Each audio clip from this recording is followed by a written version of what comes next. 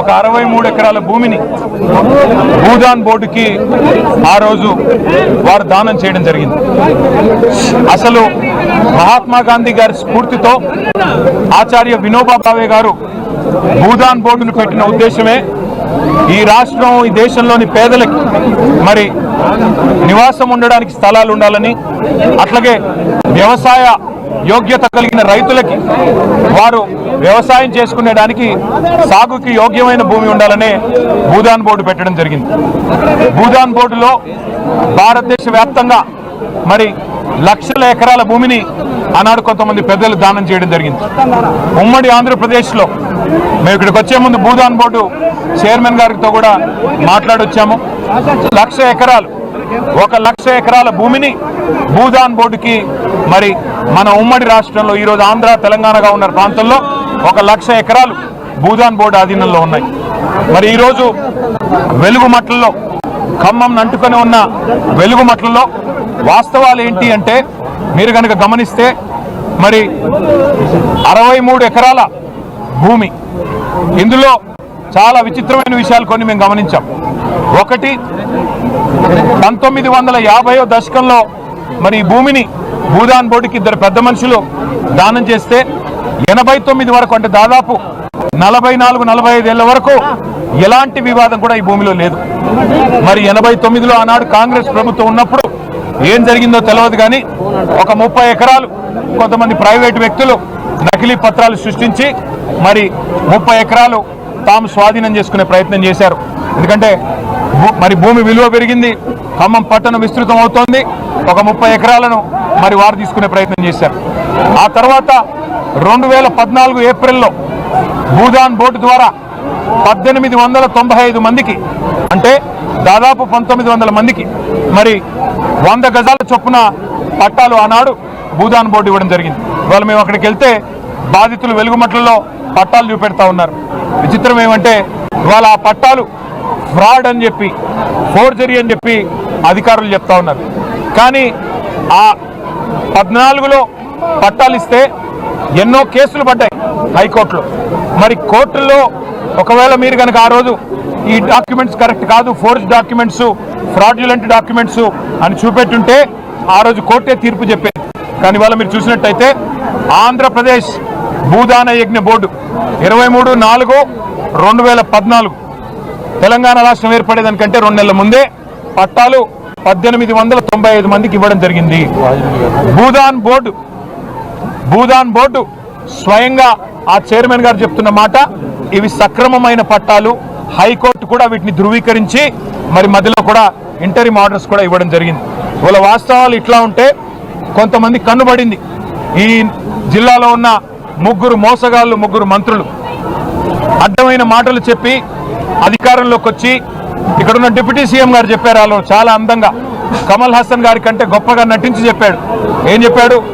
6 గ్యారంటీలు తెస్తున్నాము, ఆ గ్యారంటీ కార్డులు భద్రంగా పెట్టుకోండి, 100 రోజులు భద్రంగా పెట్టుకుంటే 101వ రోజు మేము వచ్చి ఏదో పొడుస్తాము, మీకు ఇంటింటికి ఇంత ఇస్తాం, అంత ఇస్తాం, సంవత్సరానికి 2,50,000 రూపాయలు ఒక్కొక్క కుటుంబానికి ప్రయోజనం కలుగుతుంది, ఒక్క 100 రోజులు ఆ కార్డును కాపాడుకోండి అని చెప్పి డిప్యూటీ సీఎం ఆనాడు సిఎల్పి లీడర్గా చెప్పారు. ఇప్పుడున్న పొంగులేటి శ్రీనివాసరెడ్డి గారు 6 గ్యారంటీల అమలు మా బాధ్యత, మేము మాట ఇస్తే మడమ తిప్పము అని చెప్పి ఆయన కూడా అరవీర భయంకరమైన డైలాగులు. అట్లాగే తుమ్మల నాగేశ్వరరావు గారు మాటలు ఊకదంపుడు ఉపన్యాసాలు ఇచ్చారు. 2.5 ఏళ్ల కిందట ఏ మాటలు ఇచ్చైతే మభ్యపెట్టి ఖమ్మం జిల్లాలో మరి ఓట్లు కొల్లగొట్టారో ఇవాళ అవన్నీ మర్చిపోయారు. ఇవాళ ఇందిరమ్మ రాజ్యం అంటే ఇల్లు కూలగొట్టడమే ఇందిరమ్మ రాజ్యమా? పేదవాడి హక్కులున్నా, పేదవాడికి వాడి దగ్గర మరి పట్టాలున్నా నోటికాడి ముద్ద లాక్కొని వాళ్ళను మెడలు పట్టి గెంటేసి మరి ఏదో శత్రు దేశం మీద దండయాత్రకి పోయినట్టు 4,000 మంది పోలీసులు పోయి వారిని రోడ్డు మీద వేయడమే, మెడలు బట్టి గెంటేయడమే ఇందిరమ్మ రాజ్యమా? అక్కడ ఉన్నదంతా ఎస్సీలు, ఎస్టీలు, బీసీలు, మైనారిటీలు, ఎవరు కూడా సంపన్నులు లేరు. పక్కనే విల్లాలు కట్టుకొని విలాసవంతంగా ఉంటున్న కాంగ్రెస్ నాయకుల మాదిరిగా అక్కడ ఎవరు సుసంపన్నులు ఎవరు లేరు. 100 గజాల్లో కొన్ని రేకుల షెడ్లు, కొన్ని గుడిసెలు, కొన్ని ఈ మధ్యన అప్పో సప్పో చేసి కట్టుకున్న ఇండ్లు, వాటిని కూల్చడానికి మీకు మనసు ఎట్లా వచ్చింది అని జిల్లా మరి మంత్రులు నేను అడుగుతా ఉన్నా. మీరు ఇవాళ ఈ ప్రభుత్వం వచ్చిన తర్వాత ఒకటి గమనించండి, రాష్ట్ర వ్యాప్తంగా విధ్వంసమే తప్ప నిర్మాణం ఎక్కడన్నా జరిగిందా? హైడ్రా పేరిట హైదరాబాదులో అరాచకాలు, మూసీ డెవలప్మెంట్ పేరిట, గాంధీ బొమ్మల పేరిట ఇవాళ ఎప్పటి నుంచో కాంగ్రెస్ ప్రభుత్వంలోనే పర్మిషన్లు ఇచ్చిన అపార్ట్మెంట్లను కూల్చే ప్రయత్నాలు. అట్లాగే ఎంత దయలేని ప్రభుత్వం, ఎంత రాతిగుండ ప్రభుత్వం ఇది అంటే, మహబూబ్ నగర్ పట్టణంలో దివ్యాంగులు, కళ్ళు కనబడిన వాళ్ళు, చెవులు వినబడిన వాళ్ళు, కాళ్ళు చేతులు చక్కగా లేని వాళ్ళు దివ్యాంగులు 150 ఇండ్లు కట్టుకుంటే ఈ ప్రభుత్వం వచ్చినాక బుల్డోజర్లు పెట్టి వాళ్ళని కూడా కూల్చేశారు. లగచర్లలో గిరిజనుల భూములు లాక్కున్నారు. ఇదేనా ఇందిరమ్మ రాజ్యం అంటే?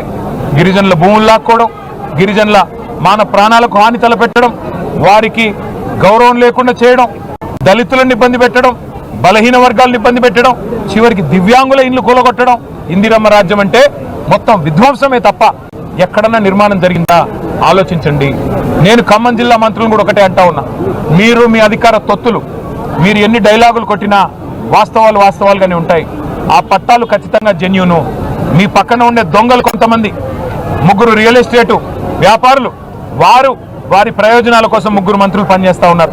వాళ్ళెవరో మీకు తెలుసు, మాకు తెలుసు. సందర్భం వచ్చినప్పుడు పేర్లతో సహా బయట పెడతాం. ఖచ్చితంగా ఆ 3 రియల్ ఎస్టేట్ వ్యాపారుల కోసం ఇవాళ మీరు దాదాపు 910 కుటుంబాలని మెడలు బట్టి రోడ్డును నూకినందుకు వారి శాపాలు, వారి ఆక్రోశం, వారి కన్నీళ్లు కొత్తగానే పోవు. తప్పకుండా ఆ కన్నీళ్లలో మీ ప్రభుత్వమే కొట్టుకుపోయే రోజు వస్తుందని చెప్పి కూడా నేను హెచ్చరిస్తా ఉన్నా. జరిగిన తప్పును సరిదిద్దుకోండి. అధికారం మత్తులో ఇవాళ మీరు చేసిన తప్పును మంత్రులకి నేను విజ్ఞప్తి చేస్తా ఉన్నా, డిమాండ్ చేస్తా ఉన్నా, వెంటనే సరిదిద్దుకోండి. అక్కడే ఇల్లు కట్టివ్వండి. వాళ్ళు మేము పోతే బాధితులు ఒకటే అంటున్నారు, మాకు ఇంకెక్కడో ఇవ్వాల్సిన అవసరం లేదు, మాకు ఎక్కడికో పోవాల్సిన అవసరం లేదు, మాకు ఇక్కడే ఇల్లు కట్టివ్వండి, మాకు పట్టాలున్నాయి, మాకు సర్వ హక్కులు ఉన్నాయి, మమ్మల్ని ఇబ్బంది పెడుతున్నది ప్రభుత్వం అని చెప్పి వాళ్ళు ఆక్రోశిస్తా ఉన్నారు. నేను అడిగిన, అమ్మ మీకేమైనా కావాలా అంటే, ఏమీ లేదన్నా, మాకేమీ వద్దు, మా కేసీఆర్ గారు కట్టించిన గురుకుల పాఠశాలల్లో మా పిల్లల్ని చదివించుకుంటున్నాం, కానీ ఇవాళ కనీసంగా మాకు ఉండడానికి గూడు లేకుండా చేశారు, మాకు తాత్కాలికంగా ఏదన్నా పునరావాసం ఏర్పాటు చేయండి, మాకు ఈ ప్రభుత్వం మీద విశ్వాసం లేదన్నారు. మా పార్టీ తరఫునే నేను అందుకే వారికి మాట ఇచ్చాను, తాత్కాలిక పునరావాసం మేమే ఏర్పాటు చేస్తాం. అట్లాగే వారు న్యాయపరంగా పోరాటం చేయడానికి కూడా సంపూర్ణంగా పార్టీ అండగా నిలబడుతుంది. అన్ని రకాలుగా కూడా వారికి అండగా మేము నిలబడతామని చెప్పి కూడా వారికి మాట ఇచ్చాను. దాంతోపాటు నేను ఇంకొక మాట కూడా మళ్ళీ ప్రత్యేకంగా మీడియా కూడా విజ్ఞప్తి చేయదలుచుకున్నాను. దయచేసి మీడియా, మీరు ప్రజాస్వామ్యంలో పేదల గొంతుకై నిలవాల్సింది మీడియా, పేదల గొంతుకై గర్జించాల్సింది మీడియా. వారి పేదల ఆక్రోశం వినండి, వారి గాథని, వారి వ్యధని వినండి. ప్రపంచం దృష్టికి, రాష్ట్ర ప్రజల దృష్టికి, ప్రభుత్వం దృష్టికి తీసుకొని పోండి. అధికారులు మిస్లీడ్ చేసిన ఇక్కడ ఉండే 3 మంత్రులు వారి సంపాదన కోసం, వారి అక్రమ సంపాదన కోసం వారు ఆ పేదలకు అన్యాయం చేసినా తప్పకుండా వారి గొంతుని మీరు వినిపించాలని కూడా మిమ్మల్ని కూడా కోరుతూ, తప్పకుండా కేసీఆర్ గారి తరఫున వారి దూతలుగా ఇవాళ అజయ్ పువ్వాడ గారు, గాయత్రి రవి గారు, ఆర్ఎస్ ప్రవీణ్ కుమార్ గారు, మా తాత మధు గారు, అట్లాగే కాంతారావు గారు, మా కమల్ రాజు గారు, మా చంద్రావతి గారు, అందరం కూడా వారికి అండగా నిలబడడానికి ఇక్కడికి వచ్చాము. తప్పకుండా అండగా నిలబడతాం. ఈరోజు ఏ ఎన్నికలు కూడా లేవు, ఏ రాజకీయం చేయాల్సిన అవసరం మాకు లేదు. కేవలం పేదల ఆక్రోశం చూసి కేసీఆర్ గారు మమ్మల్ని ఆదేశిస్తే ఇక్కడికి వచ్చాం. ఈ రాష్ట్రంలో జరుగుతున్న విధ్వంస కాండ, ఈ రాష్ట్రంలో కూలుస్తున్న పేదల ఇండ్లు, ఇందిరమ్మ రాజ్యం పేరిట ఈ రాష్ట్రంలో ఈరోజు పేదల మీద కత్తిగట్టి పగబట్టి ఏ రకమైన విధ్వంసకాండ జరుగుతుందో, ఏ రకమైన దమనకాండ జరుగుతుందో దాన్ని మళ్ళీ ఒకసారి రాష్ట్రానికి, దేశానికి తెలియజెప్పే విధంగా మరి అందరికీ చెప్పడానికి ఇక్కడికి వచ్చాం. వారికి తప్పకుండా అన్ని రకాలుగా పార్టీ సహాయ సహకారాలు అందిస్తుంది. కలిసి వచ్చే ప్రతి ఒక్కరితో కలిసి పోరాడతాం. మాకేమీ రాజకీయం లేదు. ఉదయం కొంతమంది కమ్యూనిస్ట్ సోదరులు కూడా అక్కడ పోయారంట, వారితో కూడా కలిసి నడవడానికి మాకు ఏ బేసిజన్ లేదు.